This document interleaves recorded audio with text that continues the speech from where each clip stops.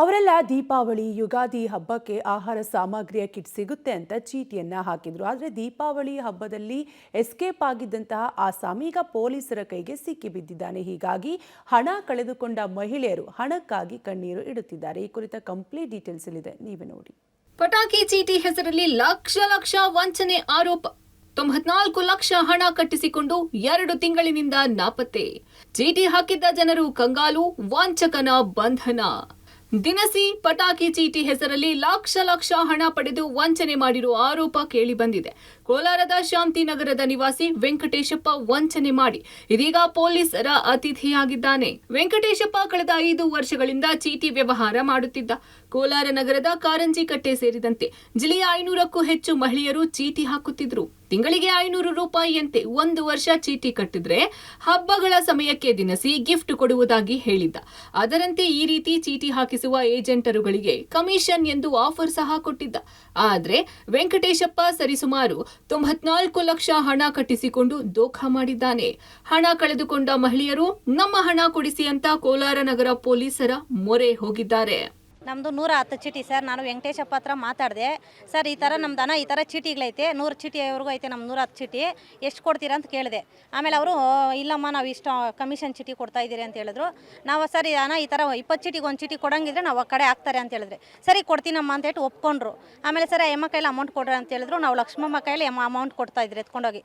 ತಿಂಗಳಿಗೆ 1,10,000 ಎತ್ಕೊಂಡೋಗಿ ತಿಂಗಳು ಕೊಡ್ತಾ ಇದ್ರಿ. ಆ ಎಮ್ಮ ಹತ್ರ ಬಂದು ಅಯ್ಯಪ್ಪ ವೆಂಕಟೇಶಪ್ಪ ಕಲೆಕ್ಷನ್ ಮಾಡಿಕೊಂಡು ಬುಕ್ಕಲ್ಲಿ ಸಿಗ್ನೇಚರ್ ಹಾಕ್ಬಿಟ್ಟು ಹೋಗ್ತಾ ಇದ್ದ. ನಮಗೆ ಕಾರ್ಡ್ ಏನು ಕೊಟ್ಟಿಲ್ಲ ಅಯ್ಯಪ್ಪ ಕಡೆಯಿಂದ. ಮತ್ತು ಇದು ಇವಾಗ ಹೋಗಿ ಅಯ್ಯಪ್ಪನ ನೆನೆ ಹೋಗಿ ನಾವು ಕೇಳಿದ್ದಕ್ಕೆ, ನೀನು ನನ್ನ ಹತ್ರ ಅಮೌಂಟ್ ಕಟ್ಟಿಲ್ಲ, ನಿನಗೂ ನಮಗೆ ಸಂಬಂಧ ಇಲ್ಲ ಅಂತ ಹೇಳಿ ಅಯ್ಯಪ್ಪ ಅಂತ ಇದ್ದಾನೆ. ನಮಗೆ ಇವಾಗ ಲಕ್ಷ್ಮಮ್ಮ ಕಡೆಯಿಂದ ನೇಯಬೇಕೋ ಇಲ್ಲ ಅಯ್ಯಪ್ಪ ಕಡೆಯಿಂದ ನೇಯಬೇಕೋ ನಮ್ಗೆ ಗೊತ್ತಿಲ್ಲ ಸರ್.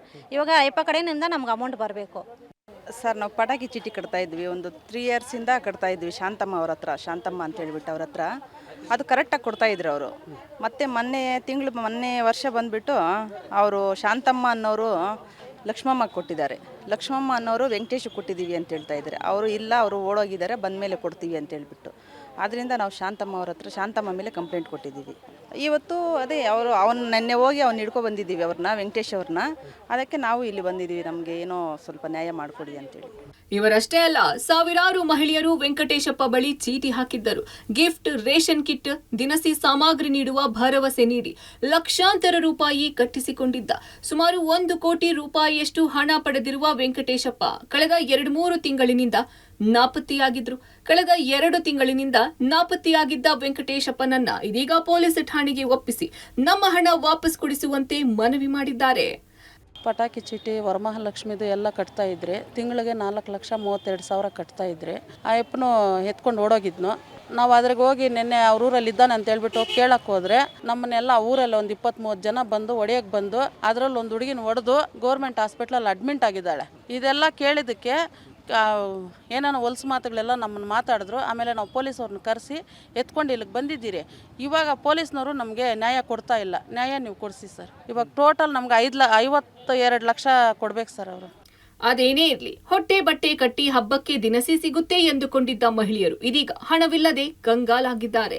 ಬಂಧಿತನಿಂದ ಹಣ ವಸೂಲಿ ಮಾಡಿ ಚೀಟಿದಾರರ ಕಣ್ಣೀರು ಒರೆಸಬೇಕಿದೆ ಪೊಲೀಸರು. Ravi, public TV, Kolar.